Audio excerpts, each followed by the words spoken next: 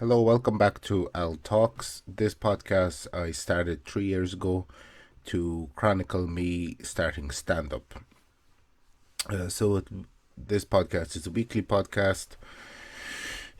It comes out once a week, and this is just a small little introduction video into the podcast. So, down below in the description of each episode, you can go to my Linktree and find links to everything connected to me. This podcast is available on YouTube, which you're watching it on right now, and also on Spotify. But yeah, that is just a small introduction into this podcast and everything that goes along with it. Hello, welcome back to another podcast episode. In this episode, I will be talking about kind of a discussion. This will be out a week after I've already done the Russian speaking stand up show, or doing stand up in Russian, whichever way you want to phrase it. And just a kind of a discussion because, you know, the I don't know if I mentioned it. I think I did kind of briefly mention it last time, and because I had a discussion with like I said, it's before I went to see Stavros Halkias, in the Olympic Theatre before. When we were in the venue, I met a guy who actually just came up to me. He's like, "Oh, you here to see the show on your own?" He's like, "Oh, I think his name is Kevin."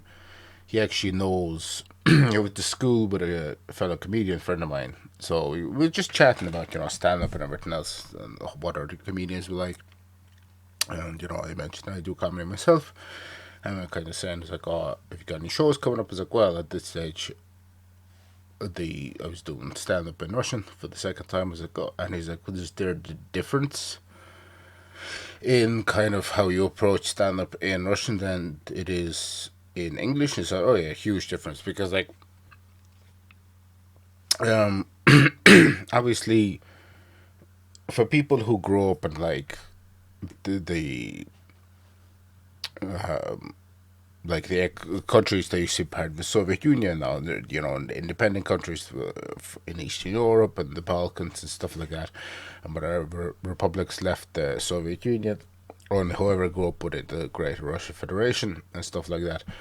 There's certain things because we like life was fairly universal for everyone in the Soviet Union. So people who grew up in during that time period will have a kind of a shared similar experience in terms of quality of life, education, stuff like that, work. And so there's an awful lot of like shared stuff that that people will get being from that time and experiencing that, I suppose, culture whatnot.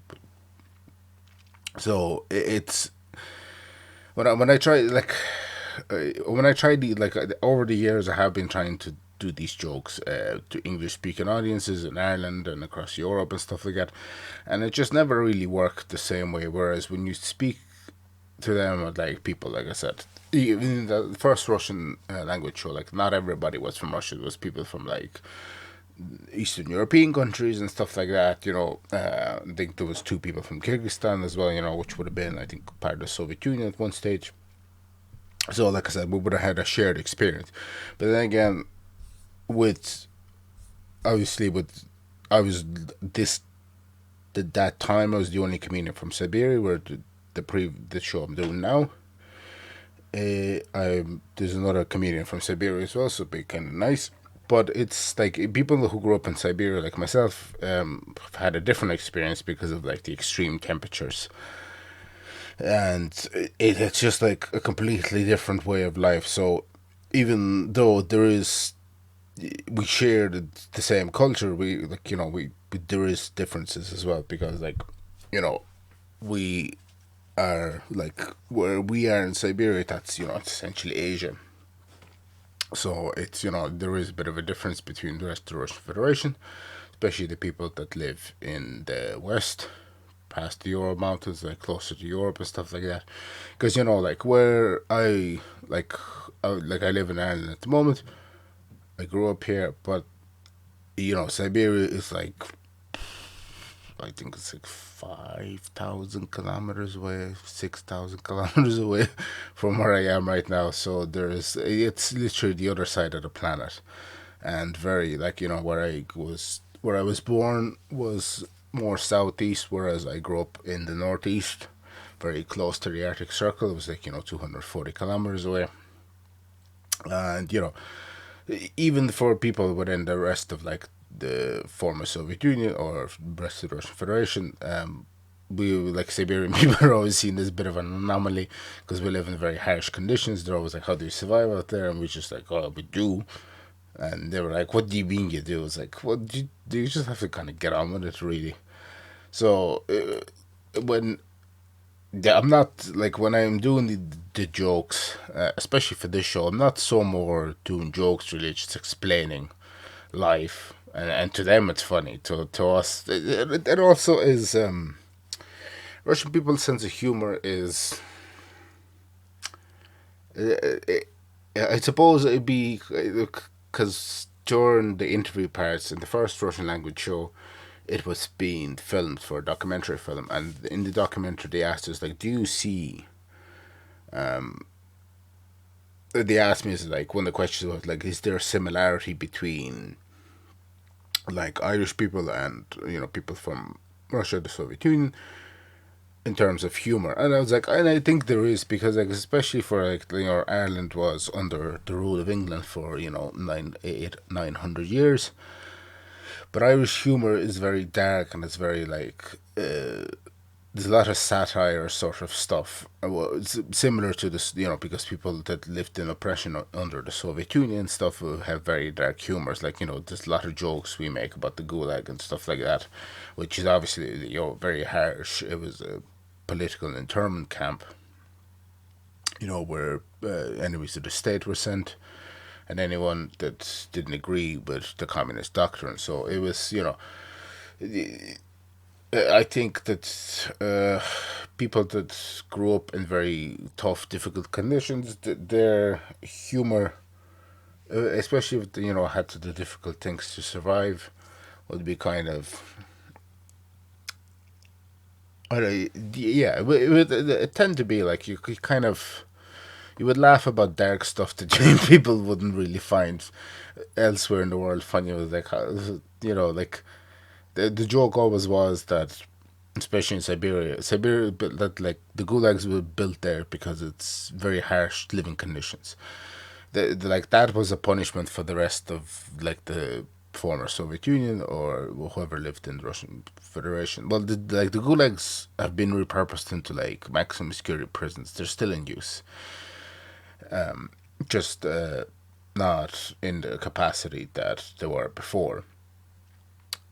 But it was always like that's where people were sent for punishment, and for the people who like were like myself, who was born there and lived there, I was like, what do you mean punishment? I live here. I was like, have we been punished as well? It's yeah, like to us that was always very very funny, but obviously to the rest of the people, especially the ones who were sent there for punishment, not so much fun. But yeah, so there's that kind of. I suppose, what would you call it? I don't really know what you would call it. There's that kind of thing, I suppose. But yeah, it is. It is also interesting writing material for this because, like I said, it's just like some of it is me talking about living in my life within Siberia, and then before I moved to Ireland, lived with my grandparents for a while, in like where is it, near the Black Sea. They live kind of near Crimea and stuff like that. There's a peninsula down there. That's where they're based. Anyway, it's like halfway between like two big cities. It's actually like 5 hours west of Stalingrad, which is now Volgograd. Very historical location within the World War II theater in the Soviet Union, because that's when the Soviet Union turned back the Nazi Germany invasion. They surrounded Nazi army. I think it was the sixth. Might have been this. I think it was the sixth army. I can't remember exactly. But yeah, a bit of history there. But yeah, it is. Yeah, it's also very interesting. Uh, like I like doing stand up in different language because it is a challenge. Because while I am fluent in Russian, I wouldn't be great at speaking it now because I don't really use it as much. And I also haven't lived in within the Russian Federation for quite a long time, so also not fully in tune with, say, kind of like how things are. I know there's like new slang words that people have invented that I don't know about. So it's always, language is a interesting thing to navigate when you're trying to be funny. If I could do stand up in more languages, that'd be great. More work opportunities, certainly across Europe. Actually, there I've come across like doing these shows as well, because me and Killian are the only local comedians here in Ireland that are doing it, whereas everybody else is coming in from different countries. And I see an awful lot of Russian comedians over in Holland, in Netherlands, which is interesting. And then when I was in Vienna, the night I arrived, the night I arrived was actually a Russian open mic as well. I wish I'd known about that. But I think it's like only once a month or something. So over in Germany, there's an awful lot. I know Barcelona, they do like an open mic called the Bread Show. I think in I think the Clubhouse in Barcelona. So yeah, so there's obviously definitely opportunities for development in the future, but that's another thing to discuss for a different time. But yeah, very very fun, interesting, kind of different way of thinking. Um, Next week's episode, because I'm recording this ahead of time, so at this stage I would have already done the show. And next week's episode, I'll discuss how it went and everything that went with it. Hopefully, there'll be less hecklers, because, like I said last time, there was quite a lot, and it was really weird. Very rude Eastern European people. But yeah, hopefully this time it won't be. Well, guess we'll find out next week's episode. But as per usual, thanks for watching. Thanks for listening. All the links down below for everything. And I'll see you next week's episode. Bye bye.